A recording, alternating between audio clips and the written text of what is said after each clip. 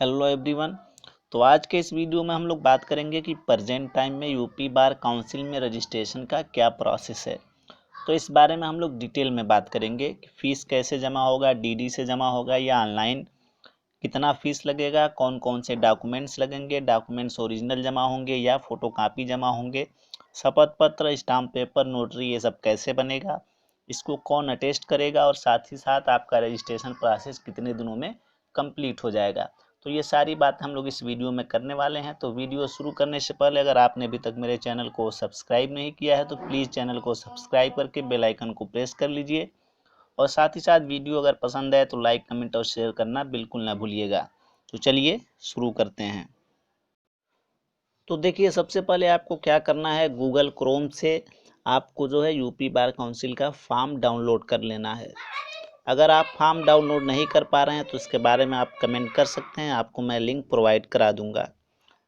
या अगर आप फॉर्म डाउनलोड नहीं कर पा रहे हैं, अगर डायरेक्ट आप बार काउंसिल से फॉर्म लेना चाहते हैं तो वहाँ से भी जाके ऑफलाइन आप बार काउंसिल से फॉर्म ले सकते हैं। तो देखिए किस तरह से फॉर्म भरा जाएगा। सबसे पहले यहाँ पे आपको एक रिसेंटली फ़ोटो लगानी होगी और फ़ोटो जो है किस तरीके का होगा वो मैं आपको बता दे रहा हूँ। यहाँ पे देखिए, paste your recent passport size colour photo रहेगा कोट और टाई में। तो ये बात आपको ध्यान रखना होगा कि फ़ोटो जो होगा वो कलर होगा और कोट और टाई में होना चाहिए।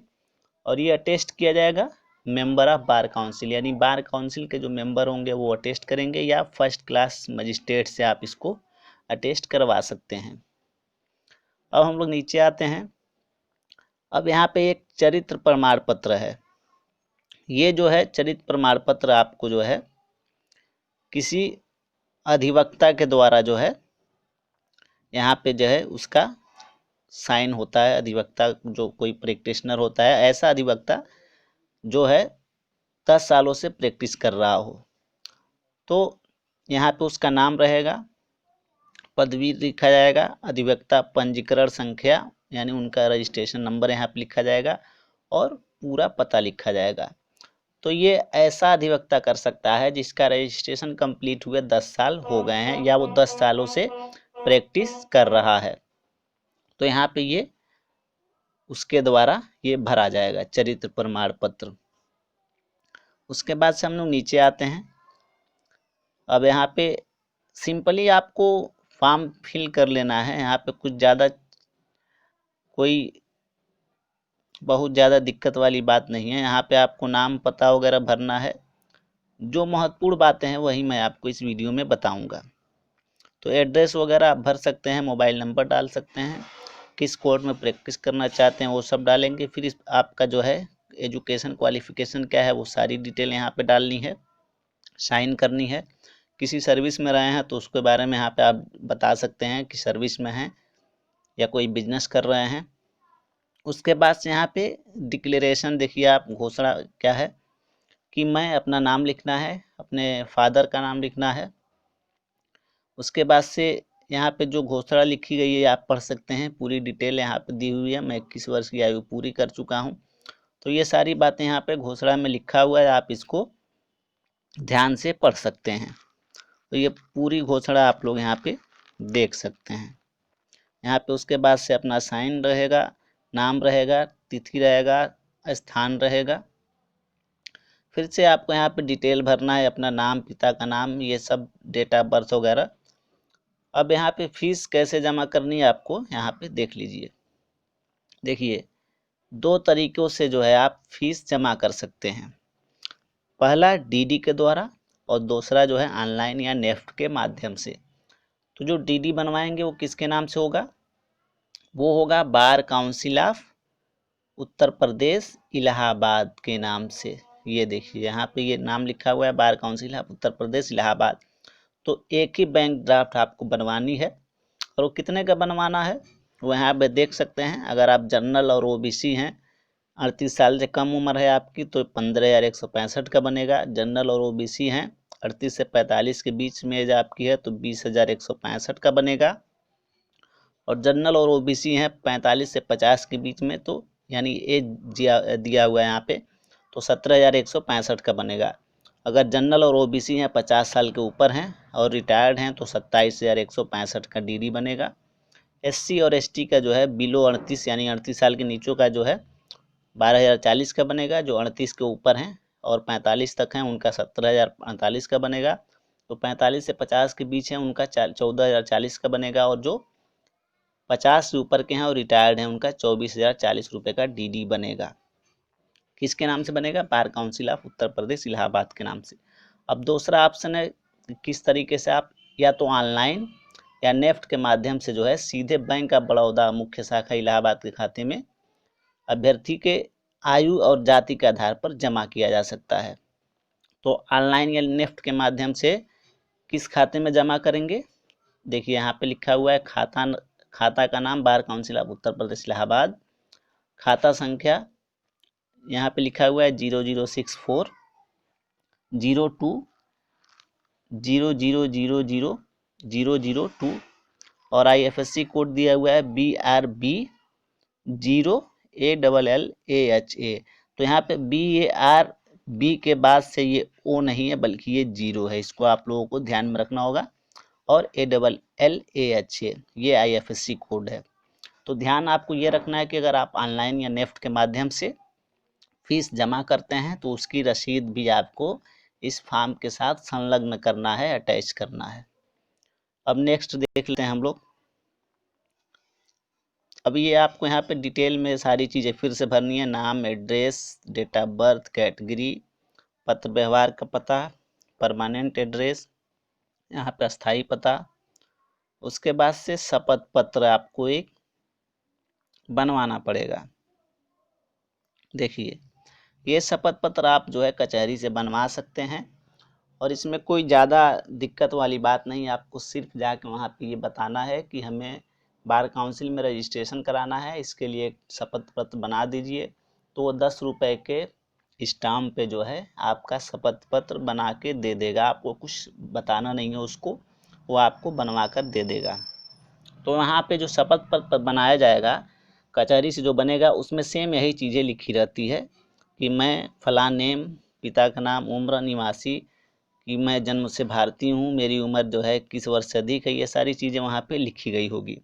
तो ये शपथ पत्र का प्रारूप है। इस तरीके से जो है शपथ पत्र बनेगा। अब आवेदन पत्र भरने के निर्देश दिए गए हैं। कुछ निर्देश को हम लोग पढ़ लेते हैं, बहुत ज़रूरी है इसको पढ़ना। तो यहाँ पे पहला दिया हुआ है कि आवेदक का नाम जो है अंग्रेजी और हिंदी दोनों भाषाओं में होनी चाहिए। और दूसरा दिया हुआ है कि उपयुक्त स्थानों पर हस्ताक्षर होना चाहिए। तीसरा दिया हुआ है कि 1 जनवरी 2015 से आवेदक या आवेदिका द्वारा अपना या अपने पिता का या पति का वोटर कार्ड, आधार कार्ड, फोटोयुक्त निवास प्रमाण पत्र की छाया प्रति, ये सारी चीज़ें में से किसी एक चीज़ों को जो है 100 प्रमाणित 2 सेट की फोटोकॉपी जो है इस फॉर्म के साथ लगाना है। यानी कोई एक प्रूफ लगानी है आपको, या तो आधार हो सकता है या निवास प्रमाण पत्र हो सकता है या वोटर कार्ड हो सकता है। तो इनमें से कोई एक चीज़ का जो है आपको फोटो कॉपी लगानी है 2 सेट में इस फॉर्म के साथ। उसके बाद से जो है आप जो है यदि विधि स्नातक प्रमाण पत्र प्राप्त न हुआ हो तो LLB परीक्षा के लिए अंतःकालीन यानी प्रोविजनल मूल प्रमाण पत्र दाखिल करें। तो देखिए आपको कौन कौन से डॉक्यूमेंट्स लगाने हैं। हाई स्कूल, इंटर, ग्रेजुएशन और LLB, ये सारे डॉक्यूमेंट्स जो है 2-2 सेट रहेंगे, इनके फोटो कॉपी रहेंगी और सारे डॉक्यूमेंट्स पे जो है आपका साइन रहेगा। और हर जो डिग्री वो आपका जो ग्रेजुएशन होगा उसका डिग्री भी आपका यहाँ पे लगेगा इस फॉर्म के साथ। तो डिग्री का भी फोटो कॉपी आप लगाइएगा और LLB के डिग्री का भी फोटो कॉपी लगाइएगा। चूँकि अगर आप रिसेंटली में पास किए हैं तो डिग्री सामान्यतः 2-3 साल के बाद ही मिलती है। तो अगर आपको LLB की डिग्री नहीं मिली है तो प्रोविजनल प्रमाण पत्र बनवा लें आप अपने कॉलेज से, यूनिवर्सिटी से। और प्रोविजनल प्रमाण पत्र ध्यान रहे ये ओरिजिनल लगेगा इस फॉर्म के साथ। उसका फ़ोटो कॉपी 2-3 करा के अपने पास रख लें और उसका ओरिजिनल जो है इस फॉर्म के साथ अटैच करना है। उसके बाद से देखिए नोटरी द्वारा प्रमाणित शपथ पत्र 10 रुपये के मुद्रण पर होनी चाहिए। मैंने आपको ऊपर बताया है कि आपको एक शपथ पत्र बनवाना है 10 रुपये के स्टाम्प पे, और उसमें क्या लिखा जाएगा वो भी आपको मैं बता दिया हूँ। अब इसके बाद से आवेदन फार्म के साथ आपको जो है 25x30 सेंटीमीटर का लिफाफा संलग्न करना है, जिस पर आपका नाम होगा, पिता का नाम होगा, पूरा पता होगा और पिन कोड अंकित होगा, और उस पर 36 रुपये का डाक टिकट लगा होगा। इस फॉर्म के साथ आपको जमा करना है। यह इसलिए जमा कराया जाता है ताकि आपका जो रजिस्ट्रेशन प्रमाण पत्र है और परिचय पत्र है वो इस फॉर्म में करके आपको आपके एड्रेस पे भेज दिया जाए। यदि आप SC या ST कैटेगरी के हैं तो अपना यानी अपनी जाति प्रमाण पत्र का मूल प्रति जो है इस फॉर्म के साथ लगाएं, यानी मूल ओरिजिनल के साथ साथ आपका फोटोकॉपी भी इस फॉर्म के साथ लगेगा। तो ये 2 सेट में आपका फॉर्म जमा होगा, 2 सेट में आपके सारे डॉक्यूमेंट्स रहेंगे। इसके अलावा आपको जो है 500 रुपये का एक खाली सिर्फ ब्लैंक स्टाम्प पेपर आपको जो है खरीदना है। वो किसके नाम से रहेगा? अपने नाम से लीजिएगा, उस पर कुछ लिखा नहीं रहेगा। 500 रुपये का सामान्य जो है जनरल स्टाम्प पेपर होता है। आप कचहरी में जाएंगे, वहाँ पे बोलेंगे 500 रुपये का मेरे नाम से, यानी आप अपने नाम से खरीदिएगा, तो वो आपको दे देगा। तो उस पर कुछ लिखा नहीं रहता है, वो सादा रहता है, ब्लैंक रहता है। उसके बाद से आपका जो फोटो लगेगा, इसमें कुल 5 फोटो लगते हैं। तो वो फोटो जो होते हैं वो कोट और टाई में होते हैं, ठीक है।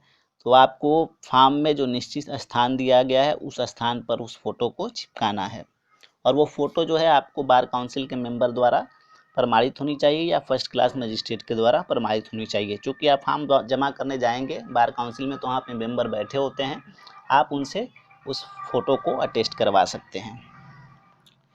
अब चरित्र प्रमाण पत्र के बारे में मैंने आपको बताया था कि bar council of Uttar Pradesh के निर्वाचित सदस्य अथवा 10 वर्ष से अधिक अवधि के पंजीकृत अधिवक्ता द्वारा दिया जाना चाहिए।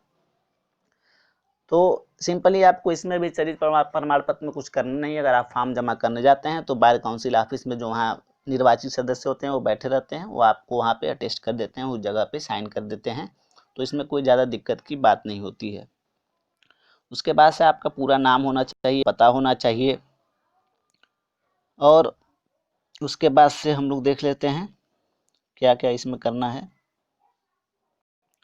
आवेदक द्वारा वैधानिक पहचान पत्र और पते के प्रमाण पत्र की 100 प्रमाणित छाया प्रति आवेदन पत्र के साथ संलग्न करना अनिवार्य है। उसके बाद से हम लोग देख लेते हैं, नोट पढ़ लेते हैं। सभी मूल प्रमाण पत्रों की 100 प्रमाणित छाया प्रति यानी सेल्फ अटेस्टेड के 2 सेट एवं प्रोविजनल प्रमाण पत्र को ठीक से नत्थी करके कार्यालय में जमा करके रसीद प्राप्त कर लें। यानी इस फॉर्म के साथ जो है आपके जितने भी डॉक्यूमेंट्स इसमें लगने वाले हैं सबके 2 सेट लगेंगे, और आपका जो प्रोविजनल सर्टिफिकेट होगा वो ओरिजिनल लगेगा। तो ये सारी चीज़ें आप बार काउंसिल में जमा कर रहे हैं तो जमा करते समय आप उसका रसीद जरूर प्राप्त कर लें। अब यहाँ पे देख लीजिए, माह के प्रत्येक मंगलवार को और द्वितीय बुधवार तथा राजकीय अवकाश के दिन कार्यालय बंद रहता है। तो इस बात को आपको ध्यान में रखना है, इस दिन को आपको वहाँ नहीं जाना है चूँकि ऑफिस बंद रहती है। अब नोट देख लीजिए, यहाँ पे कृपया बैंक ड्राफ्ट यानी DD के पीछे अपना नाम लिख दीजिए, पता लिख दीजिए, और बैंक ड्राफ्ट और 500 का जनरल स्टाम्प पेपर की फ़ोटो कापी अवश्य लगाएं। यानी जो DD बनवा रहे हैं और जो stamp paper general stamp paper खरीद रहे हैं 500 रुपये का, तो उन दोनों का फ़ोटो कापी भी आपको इस फॉर्म के साथ लगाना है, और DD के पीछे जो है आपको अपना नाम पता ज़रूर लिखना है। तो ये सारी प्रोसेस है यूपी बार काउंसिल में रजिस्ट्रेशन कराने की। साथ ही साथ आपको ये बता दें कि जो ऐसे लोग जो 2010 के पहले LLB पास हैं उनको जो है अस्थाई प्रमाण पत्र मिल जाता है प्रैक्टिस करने के लिए। लेकिन जो 2010 के बाद से जो लोग LLB कर रहे हैं, LLB कर चुके हैं, रजिस्ट्रेशन करवा रहे हैं, तो उनका जो रजिस्ट्रेशन होता है वो सिर्फ 2 सालों के लिए वैलिड होता है, यानी 2 सालों के लिए ही मान्य होता है। अस्थाई सर्टिफिकेट 2 साल के लिए दी जाती है। 2 सालों के भीतर आपको क्या करना होता है कि ऑल इंडिया बार काउंसिल का जो एग्ज़ाम्स होता है जिसे AIB कहते हैं, उस एग्ज़ाम को आपको पास करना होता है। जब आप ये एग्ज़ाम पास कर लेते हैं तब आपको अस्थायी पंजीकरण प्रमाण पत्र दिया जाता है। अगर नहीं पास कर पाते हैं तो आपको अस्थायी पंजीकरण प्रमाण पत्र नहीं दिया जाएगा। तो आप लोग ध्यान रखिए, क्योंकि इस समय जो है प्रेजेंट टाइम में AIB में रजिस्ट्रेशन हो रहा है। AIB एग्ज़ाम जो है नवंबर में शायद होने वाला है। तो इसलिए ऐसे लोग जो यूपी बार काउंसिल में रजिस्ट्रेशन करा चुके हैं वो लोग इस फॉर्म को भर दें, चूँकि रजिस्ट्रेशन कराने के 2 साल के भीतर आपको जो है AIB का एग्ज़ाम पास करना अनिवार्य होता है। तो यहाँ पे शुल्क के बारे में आपको बता दिया कैसे जमा करना है, तो एक बार आप लोग देख लीजिएगा। फिर से यहाँ पे देख सकते हैं कि फ़ीस कैसे जमा करना है। आप फॉर्म डाउनलोड करेंगे तो सिंपली आपको सारी बातें वहाँ पे बता दी गई हैं, आपको बिल्कुल आसानी से समझाई गई है वहाँ पे सारी चीज़ें। आप उस फॉर्म को भर के जमा कर देंगे। फॉर्म जमा करने के लगभग 6 महीने के भीतर, 6 महीने क्या कभी कभी 7 महीने 8 महीने हो जाते हैं, आपको रजिस्ट्रेशन प्रमाण पत्र निर्गत कर दिया जाता है, आपके एड्रेस पे भेज दिया जाता है। तो ये सारी प्रोसेस है यूपी बार काउंसिल में रजिस्ट्रेशन कराने की। अगर आप यूपी बार काउंसिल में रजिस्ट्रेशन कराना चाहते हैं तो ऐसे आप फॉर्म को भर के आप यूपी बार काउंसिल के ऑफिस में जमा कर सकते हैं। अगर कोई दिक्कत हो रही हो, कोई बात न समझ में आई हो तो इसके बारे में आप लोग ज़रूर बताइएगा, मैं आपकी ज़रूर मदद करूँगा।